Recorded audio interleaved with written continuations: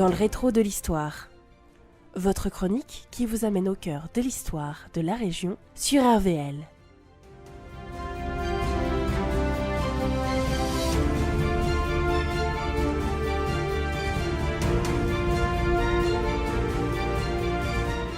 Personnages, lieux, anecdotes, plongez-vous dans l'histoire de l'agglomération d'hier et d'aujourd'hui. Dans cette série d'épisodes de votre chronique dans le rétro de l'histoire, j'ai rencontré Jacques Cauvin, enfant pendant la Seconde Guerre mondiale.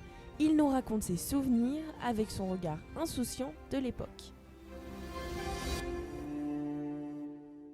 Après avoir passé quelque temps au château de Saint-Maurice-d'Étang, Jacques doit quitter le château. Ses parents trouvent alors une fermière dont la ferme est établie à Hermeville qui va l'accueillir, lui et son frère, pendant plus de 2 ans. Jacques est farceur et malgré la guerre, il découvre la vie à la ferme et se divertit avec son frère, protégé des bombardements havrais. Je m'appelle Jacques Cauvin, j'ai 91 ans et demi. Ma mémoire me fait un petit peu faux bon, mais c'est pas grave. On avait un copain qui avait un parent qui était prêtre, qui allait se faire confirmer prêtre. Et par ses relations, nous avions trouvé de quoi partir définitivement de notre appartement au Havre parce que les Allemands ne voulaient plus que l'on soit au Havre. Quelqu'un pour nous héberger. Oui. Alors, il s'agit d'une fermière qui avait des grands-enfants à Hermeville, Madame Vautier. Et cette Dame Vautier était formidable. Elle avait sa grande fille qui faisait la cuisine pour les frères et sœurs parce qu'ils étaient quantité 3, 4, 5, 6, je ne me souviens plus. On s'est retrouvés à bien manger régulièrement et des choses, du beurre, de la crème, etc. que l'on n'avait plus à Saint-Vincent parce que la restriction faisait que les Allemands nous piquaient tout. À Hermeville, on est resté un certain temps, juste après les bombardements du Havre, en septembre 1944.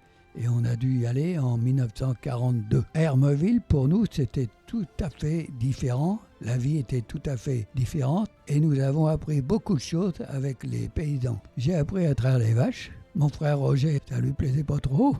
Alors j'ai appris à reconnaître les oiseaux. Là, j'ai appris beaucoup avec la campagne. Sur les cultures, les arbres, la forêt, beaucoup de choses. Et la façon de vivre des paysans. Par exemple, un employé qui s'occupait des vaches, le soir, couché dans les tables avec les vaches à une certaine hauteur. Il montait une petite échelle et il était à 2 mètres, 2 mètres 50 de hauteur.